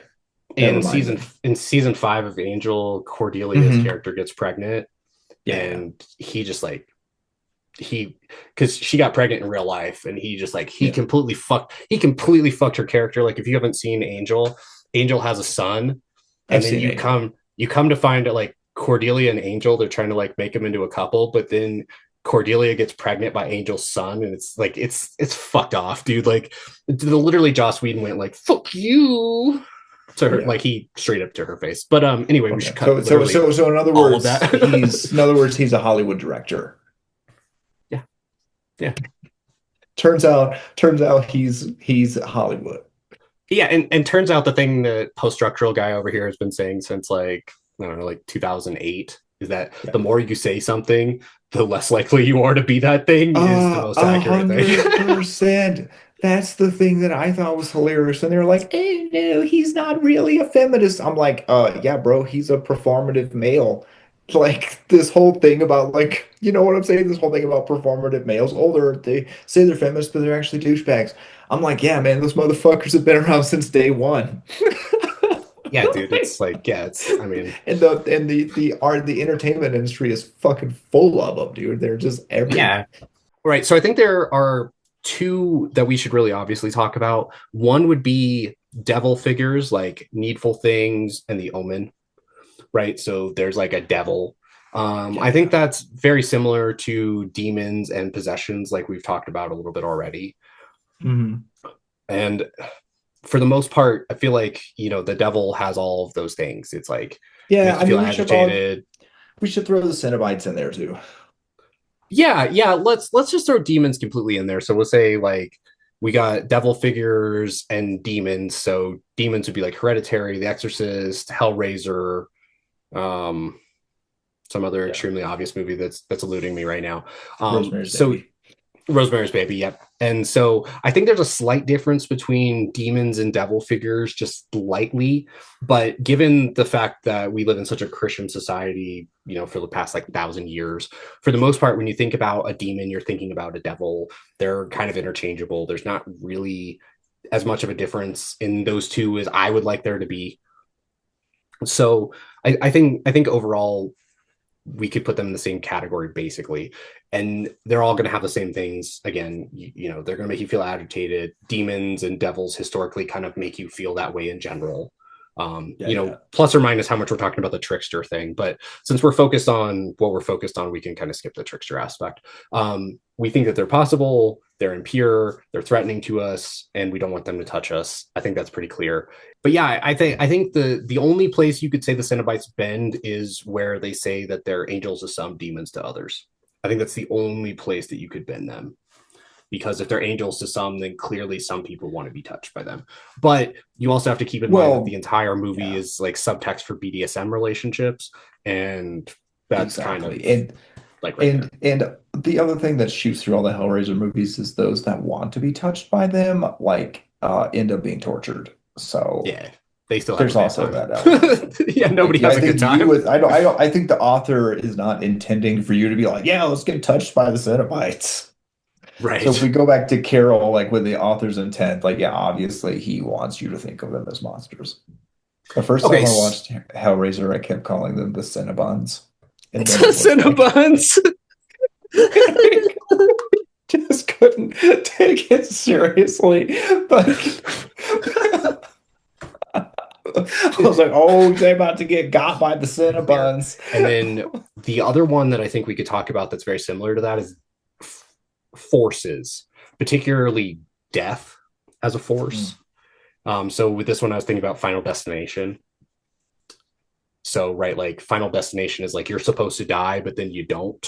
mhm. And this is one of these ones that's supernatural that I feel like is kind of weird under Carol's model because, like, for the most part, Final Destination would be pretty quintessential Carol horror film. There's a main character. We're tracking their fear around death, being attacked by this thing. But death is kind of this like outside force thing, and they're not necessarily unpacking or like running from death. They're running from death's order.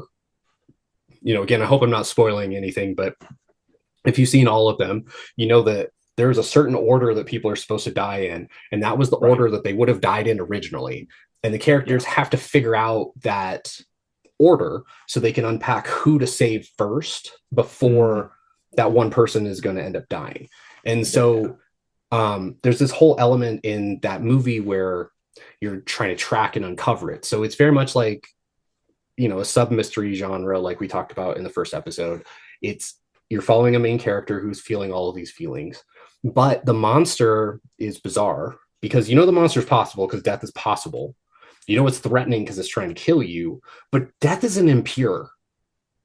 Right. It's only impure because the main characters lived. Yeah. Right? Like death is this like clearly natural force.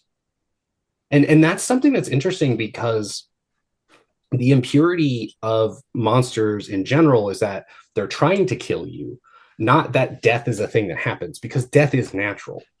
Sure, but at the same time, I mean, humanity has been trying to elude death for at least as long as we've been writing about it, which is thousands of years. And so at the same time, like, again, like, I think that the psychoanalytic approach, it just works better with this because death is clearly something that most people are afraid of. Like, those who are not afraid of death, like, kill themselves. You know what I'm saying? Like, those of us who are not interested in killing ourselves at least have a little bit of existential angst around death. And in that Yeah, sense, it is impure if we think about purity in relation to our own like sense of well-being. But then again, like that's more existential and psychoanalytic, right? It's about like internal conflict.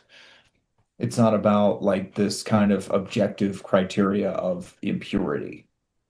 Yeah, yeah, and that's why I thought this death as a force was an interesting one to talk about, because specifically like death is pure, it's natural, it's happening, it happens to everybody, it happens to everything, you know, like Yeah. I had a And cat we're that I all dearly afraid of it. loved and it died. Yeah, I Yeah. mean, but I mean that's the thing that makes horror movies scary is that motherfuckers die, right? I mean, that's like the like if no one died, could you even call it a horror movie? And so like the fear of death is quintessential, and I think this is one of those places where Carroll doesn't touch on this enough. Like Yeah, he I wants to just make think, it about like, oh, the characters are afraid of the monster, but why? Because the monster's going to kill them. Like death is what produces the fear. In yeah, and addition to the monster is just the catalyst for the existential fear of death. yeah, I would agree with that. And I think that that's one of the reasons that Final Destination is such an interesting monkey wrench to this discussion, is because it's aiming at the thing that we're already afraid of. It's like the meta fear. And Right, the exactly. meta itself of death isn't impure, it's early death and like Right, death and that it doesn't it belong happening to you. But yeah. like with Final Destination, it's like you should have died, but you cheated death, so now you're gonna die anyway. Yeah, but also find an also important element of the Final Destination movies is that they cut out the middleman. They basically tell Carol to go fuck himself. They say like, no, the monster's a middleman, not essential for horror, not essential to make it scary, and here's how. Looking at our other categories here, I think we could say ghosts always hit the features of the monster, even though at least for me they're stupid. I always feel like I mean, ghosts don't feel eh, very threatening. You know, it feels like they gotta like spin shit no. around or like possess a little girl or something. You know. Yeah, I would say the one thing is that you do have stories where a character, usually a woman, is in love with a ghost. Mm-hmm. And I would argue that in those stories, the ghost is not a monster. But then again, those stories are usually not portrayed as horror movies. They're usually like supernatural thrillers or even like romance movies You know, or now that you're books. talking about this, I'm remembering one that I saw a while ago, and I can't for the life of me remember it. But the character, oh, it was actually a Star Trek Next Generation episode. Yeah. Yeah, where um, Dr. Crusher falls in love with the dude who was like her grandmother's lover too or something. But he's not a right. ghost. He's like some type of alien. Yeah, and he actually would fit the criteria of being a monster, because once you realize what he's doing, he's essentially like, I think he was like sucking out something of her life force. He was some kind of succubi Exactly. kind of Yeah. Yeah. creature. He's like a succubi alien type thing. But then you've got movies like Ghost is like the quintessential narrative for this. Yeah, Um, where like, but then again, that's more of like a suspense, like mystery type movie, right? I Because she's mean, trying to like figure it out. He's like helping her figure out who killed him. So it's not, I mean, I guess, and yeah, it doesn't satisfy any of the elements, but he is a ghost. no. Yeah, the movie Ghost is kind of weird because it's almost like a romance movie. It Right. kind of has a lot of the It problems we is. talked about with Let the Right One In, because you don't Right. feel any agitation by him. I mean, he's impure because he's a ghost, but he's not threatening. And she wants him to touch her. Like, there's that scene where he like holds her while she's like doing the Mhm. stuff and she Right. cries and Yeah, whatever. yeah, yeah, Yeah, yeah, yeah, yeah. it's like, I mean, honestly, Michael Haig, the screenwriting teacher, calls those types of movies a feminine mode movie. And it's almost like Mm-hmm. one of those movies where she like falls back in love with her husband, but he's a Yeah, yeah, ghost. yeah. So so I would say, yeah, Ghost definitely, the movie Ghost definitely not, but there are ghost movies and ghost narratives that have that kind of thing going on. Other ghost movies I think that would be important to talk about would be The Ring and The Grudge. I Sure. fucking hate both of those movies, but I know a lot of people like them. Eh, And the thing is like the ghost is kind of like a zombie, kind of not too. You know, like that's the weird part, is it's like a ghost that can become physical so it can attack you.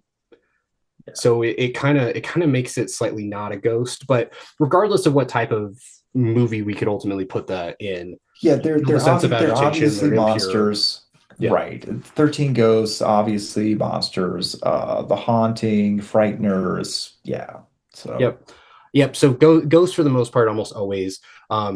Demons we've touched on, very, very similar. I think mutants, like we talked about, maybe we talked about The Hills Have Eyes, yeah. also the Resident Hmm. Evil movies. Yeah. Anything that involves like mutants or creatures that are taken over. There is inside a mutant subgenres like Resident Evil 4 is about the Plagas that are controlled by like one central mind. So Right. there are definitely like side shoots on it, but everything that involved mutants in the horror genre, they're all going to hit all the monster things. They Right. And again, you've got these postmodern you got postmodern movies that flip that on its head, like The Shape of Water, for mm, example. I don't know if that's a horror movie by Carroll's definition. I don't know if we would probably want not. to say it is, but it definitely is a mutant, but it's not. It doesn't the mutant is not a monster. It doesn't satisfy the. Is it a mutant, the creature in The Shape of Water? Or is it an actual like biological like natural creature? I don't remember. I don't remember either. I only watched that movie once a while ago. Okay. Yeah. Um, but yeah, I think with mutants though, like in general, if it's otherwise a horror narrative because we're watching like a main character do the unpacking thing and feeling the sense of art horror, that the mutants are always going to be that way because mutants naturally come across that way. You don't want them to touch you. They're clearly impure because they're a mutant. Like being a mutant literally makes you impure. Like that's the definition of being a mutant is you're like not correct. And then Oh they're yeah, yeah. usually threatening and they're possible because some kind of weird science or something.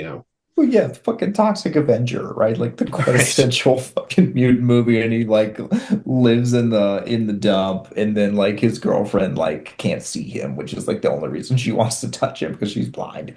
Right, exactly. Yeah, and that's a funny take on the whole thing is like she only wants to touch him because she can't see how monstrous he is, but she should be able to Right. feel it.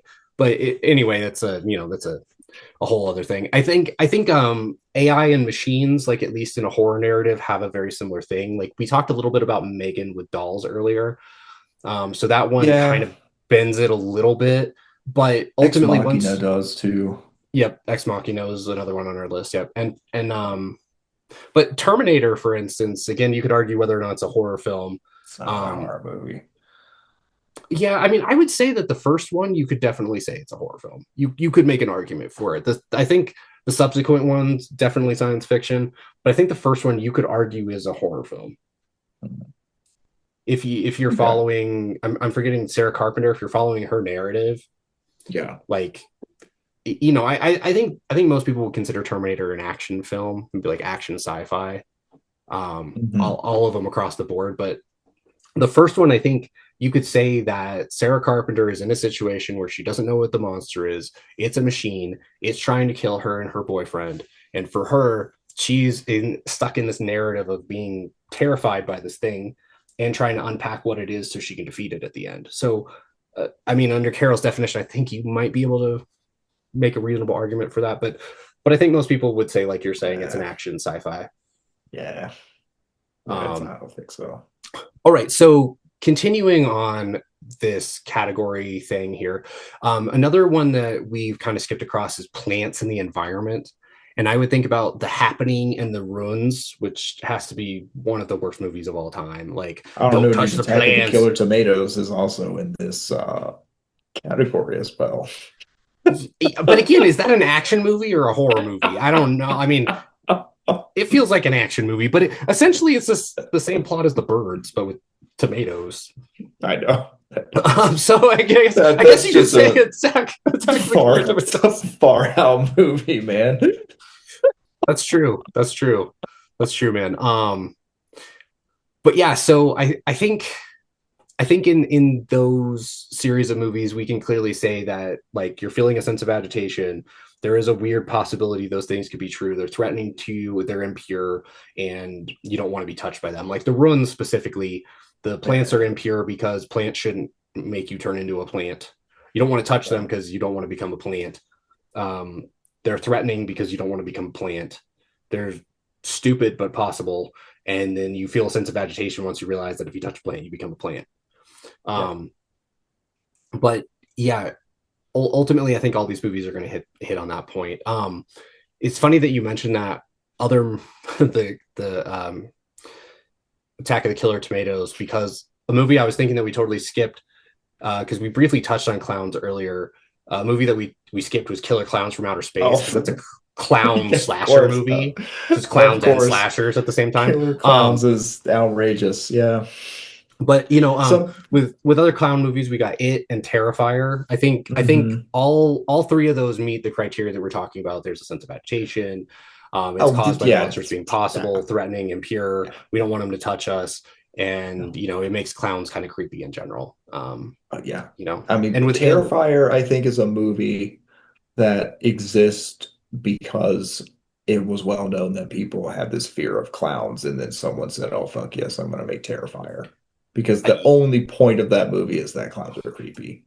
my sister loves those movies. If you watch all of them together, you can mentally put together a piece. But there's like a third one where he's like Santa Claus that like makes it all extra stupid. But if you watch like the first two, you can kind of sort of maybe make like a coherent thing. But I'm with you. Like the first Terrifier movie is one of the most like abstract like art horror movies I've ever seen in my entire life. Like I don't like what the fuck is that a movie even about? Like then like you follow like a main character, then they die, and then Yeah, like I Art the mean, Clown just like shows up places and like kills other people, and there's like no main character. I don't know. I struggled with that one a lot. Terrifier is the kind of movie that if Slipknot is your favorite band, you fucking love that movie. You know what I'm saying? Yeah, yeah, It's yeah, those kind of definitely, people. definitely. I mean, like I said, my sister loves that movie, but I'm trying to really like grasp onto what she loves about it, and I struggled. I watched those two movies with her, and she tried to explain it to me, and I still didn't get it. But clowns Yeah, hit all these criteria, particularly right. as a monster. They hit all of them pretty well. Trying to look through our list here. You know, Okay. something we left out in the mutant category is Attack of the 50-Foot Woman. Do you remember that movie? Yeah. Dude, What's really here's the thing. terrifying Some is a of tall these, woman. Like a woman that's that yeah. tall is just terrifying because you're like, oh my god, I have to look up at her. Oh no, she's impure. I don't want to touch her. Yeah. What? I mean, granted, I watched that movie when I was a child. I don't remember much about it other than it's like if Godzilla was a really tall blonde chick. That's Yeah, basically dude. what it is. It's like It's really stupid. it's the But same you premise as know, Buffy. What if the like little blonde chick became horrifying? You're like, ah, yeah, he's tall. yeah, yeah. There was a really good SNL skit in the 70s where Jimmy Carter goes to 3 Mile Island and becomes a 50-foot mutant. And then the other person who got affected by radiation was the janitor of 3 Mile Island. And so she becomes like the new first lady because she's the only person that's also like freakishly tall from radiation exposure. And at the end, she's like, she's like all hella tall, and she's like, as the new first lady, let me tell you, I have no problems with nuclear power. It's the best thing that ever happened to me. Other categories that we're going to talk about, I was thinking a lot of them show up in those like 1950s kind of campy, like fucking Plan 9 and shit like that. Yeah, definitely like a couple categories we have left. Mad scientists. Hmm. That's a category that almost entirely shows up. Like there's not a tremendous amount of mad scientist movies now. I mean, The they're sort of starting to 50s, do that with man. like AI stuff, but it's like it's not like mad scientists. It's like technology run amok, which is slightly different angle. But yeah, mad scientists. I was thinking like The Fly, Frankenstein. Yeah, The Brain That Wouldn't Die. Did you ever see that movie from the 50s? I think it was the 50s, maybe early I don't know. 60s. I don't know if I've seen that one or not. Yeah. Anyway, it's a mad scientist too. Yeah, he creates a brain. That's why he had a Okay. test tube. I mean that makes sense because I think the quintessential model for mad scientist is Frankenstein, right? So Yeah. it's just kind Yeah, of yeah. going on. But the thing that's interesting is being a mad scientist doesn't inherently make you a monster. it only makes you a monster if you're doing horrific things. Because, like, for instance, Rick from Rick and Morty, arguably not a monster, possibly a monster because he's so evil in a lot of ways, but arguably not a monster because the narrative is more like sci-fi and like an adventure versus No, like and unpacking no, this kind of and stuff. usually they follow the Frankenstein monster where the mad scientist creates a monster. Mm-hmm. And a lot of mad scientist movies are also sci-fi. Yeah, though I would say another mad scientist movie would be Dr. Jekyll and Mr. Hyde and also The Fly, where they Sure, do it to sure, themselves. And so that's right. another thing where their science run amok affects them, which then affects other people. Yeah. So there's that element as well. But yeah, I think And we hit on you've got the Nutty Professor with Eddie Murphy. yes. Very horrific. Yes, super scary. It's Very horrific mad scientist movie. almost as scary as Flubber. You're like, oh Yeah. god. Oh, there's another one. Yeah. But yeah, dude, I think we've hit on most of these categories. There's a couple left that I think would really be worth like delving into a little bit, specifically because they've been the situation a little bit more. A real key one Disease. would be yes. Well, we talked about diseases with Okay. oh no, I guess we skipped diseases and parasites. I have diseases, parasites. I got the thing, shivers, and then also cabin fever. Oh yeah. Cabin fever. And I was Oh thinking about every single one of those hits all the elements, like particularly cabin fever. Like you really yeah. don't want those people to touch you. You really don't Yeah. want that disease. Yeah. It's very impure because it's like melting your skin. It's threatening. Yeah. It's possible. It's Yeah. gross. Yeah. The best part of that movie though, I lived, and then he does it.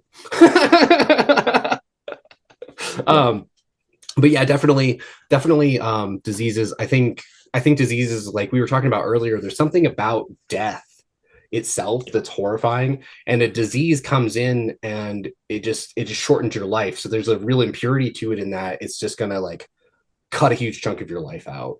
Yeah, And so I mean, granted, I don't know Noel Carroll, but he seems like the kind of guy who will tell you that disease is not a monster because it's not like a corporeal being. I mean, according to his own definition, I don't think being a corporeal being is necessarily there because a ghost also isn't a corporeal being. And a Sure, ghost is clearly a sure. monster. Also like demons possessing people, like the girl in The Exorcist, she's possessed by like a spirit floating in the air, Sure, right? Like sure. if possession in that matter, I don't think it necessarily has to have like a tangible reality. I could see why somebody might make a critique like that, but for me, I think given his definition, like diseases are going to make you feel agitated. You definitely don't want them to touch you. And again, I think if we think about the example we were talking about earlier, like somebody with HIV that is Right. immunosuppressed and doesn't have active HIV, a lot of people, whether or not this is accurate or moral, like we could put that aside, but a lot of people Mhm. have the reaction of people like that, like, oh my God, why are you having sex? Like, you shouldn't be doing that. You're spreading disease, you're killing people, even though they're necessarily not, just because the feeling of Yeah. the disease, like diseases in general, hit all of his categories, like cancer. Oh yeah. Nobody wants cancer. Like you don't want to be touched by cancer. Like nobody's like, yes, give me Right. cancer. Yeah. There's an impurity to it, and like it's gonna like Right. destroy your skin and make you fucked up. It's threatening. It's clearly possible, and you feel a sense of Hmm. agitation. So I think, I mean, I think given the way he defined it, if he didn't mean diseases to be in there, he defined it really terribly, personally. Sure. Sure. Um, but yeah, and on this token, there are two categories that we have left that I think really start to bend this. And one of them is supernatural, and that's witches and warlocks. And the reason Oh that witches yeah. and warlocks bend this is because there's a lot of them where the witch is clearly the bad guy, like Blair Witch Project, clearly a monster. Yeah. But when you start thinking about like the craft, are witches in stories totally the bad guy? Because one of the witches in the craft is the good guy I was or the gonna good girl. say that this is it's about that's a supernatural battle between good and evil in the Mm-hmm. craft, which shows up in a lot of horror movies. So I would say in that movie, um, two of the witches are monsters, one of them is not. Yeah, and then there's the one that's like ambiguous because Yeah, there's four of them, but there was one who was kind of wishy washy about it. But yeah, yeah, so one is clearly good, and the others are clearly like there's one that's like very clearly evil, one that's very clearly good, and then the other two are kind of in the middle, but leaning toward right. evil. Yeah, yeah, yeah. And so I something that's interesting about some witch narratives is that they're going to come in and show you that not all witches are evil, or there's like a good witch and a bad witch, and some of them are evil and some of them are good. And really, there's like this differentiation that you could make. And so, not like witches aren't inherently monsters, but witches could be monsters. Yeah, In and the I'm trying same, to think of movies that we would say are for sure horror movies that involve witches. So you've got The Witch, The mhm. Blair Witch Project. On our list we have Suspiria and The Craft. I think The Craft Oh, is arguable. Suspiria. Jesus, that's one of my favorite movies. I can't believe I forgot about that. Oh yeah. Yeah, Suspiria, the witch is 100% a monster. Like it's doesn't bend that at all. No. Also, you could probably throw in a movie like Skeleton Key as well. Mhm. Um, and I would also say that yeah, they are monsters in Uh, Skeleton Key. Another good The one, couple. yeah, they definitely are. Another good one would be Drag Me to Hell. Okay, I've never seen Drag Me to Hell. Oh, okay. It's pretty good. It's about this woman who's like a loan officer, and she is about to get fired from her job, so she decides she's gonna like actually foreclose on this woman because like her boss kind of is like you could like not foreclose on her and you could also like not have a job, so she does, and then that woman curses her. Mm, And then she tries to like get her to get rid of the curse, but the woman who cursed her dies. And so she like can't get her to release the curse because she's dead. yeah, And so Hereditary, obviously a monster.